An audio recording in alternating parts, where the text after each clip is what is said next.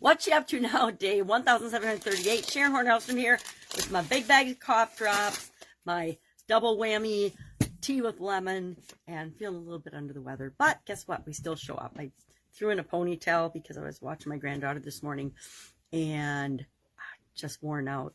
Actually took a quick COVID test, came back negative, so thought I might have COVID, but maybe not. Let's take another test in a day or so. I guess they're not always 100% accurate for the at-home quick tests, but I just want to make sure because I'm around my family a lot.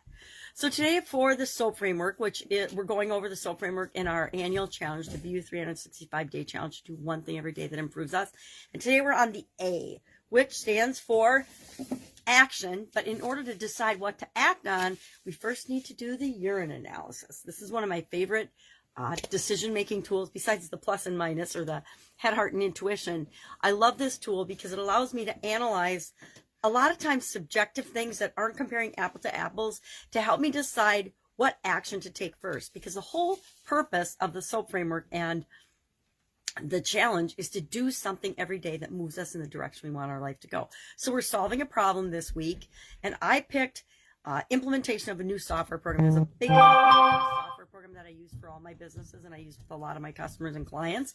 And so we need to all update to the new version of this software, and it's going to be a great improvement, but it's also a lot of work. If you've ever done a software upgrade for a business, any business, you know exactly what I'm talking about. I remember some in corporate America that took us like 2-3 years to make these software changes and implementations, and it's not a small project. So I like to use the urine analysis, which stands for urgent resources, important, necessary, and energy or effort required, to give myself a way of comparing different alternatives, different options, different things I could do to decide what can I do right now? What can I do really fast to start moving me in the direction I want to go? So we talked about that today for the SOAP framework.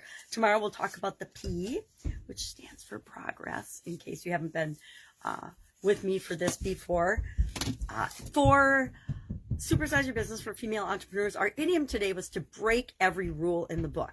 Now, I tend to be a rule bender. I don't break any laws or anything, but I do push the envelope when something is subject to interpretation. I learned from my dad early on in my career that it's better to ask permission, or excuse me, I'm saying that all wrong. It's better to ask for forgiveness than to ask for permission. A lot of times, and I found this to be true in both my corporate career as well as my businesses, the bigger the bureaucracy, the bigger the organization, the harder it is to get anything done, because everything has to go through not just one committee or one team, but usually dozens of teams before anything can be acted on, and it can be killed anywhere along that path, anywhere along the way. And so I always made sure that I was confident that the thing I was pushing the envelope on was going to work out for the benefit of the company, but and never lost my job or got in trouble or anything for doing that, because somebody's got to take risks, but they have to be risks that are weighed with, responsibility. If any of them had ever blown up, it would have been my responsibility and my job, and I would have had to deal with the consequences of that.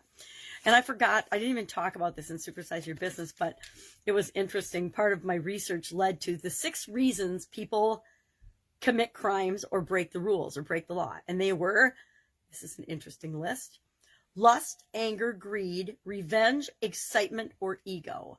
I thought that was an interesting list. I'll have to think about that. Is that why I want to break the rules sometimes? Yes. Or speed, right? And I guess that's ego, because I want to get things done fast. I don't think lust, anger, or greed. I think excitement definitely enters into my equation. But I thought that was an interesting list of reasons that people break the rules. Also, the thing about breaking the rules and bending the rules is it allows us to see things from different perspectives and to do things that have never been done before. And entrepreneurs are great at that. And people that have their own businesses are great at that, because you get to create the rules. And guess what? We all get to create the rules for our own life. We make up and get to make up and rig life in our own favor by setting up the rules and the habits and the ways of thinking that are in our favor. Now, I say we can do whatever we want and we can have whatever we want as long as it doesn't hurt other people. That's my take on we can create whatever we want. So I'm going to go nurse my cold because I think it's a cold and enjoy my tea and relax. I might even take a nap this afternoon, which is totally out of character for me. If I can help you anyway, ask. Otherwise, I will be with you tomorrow.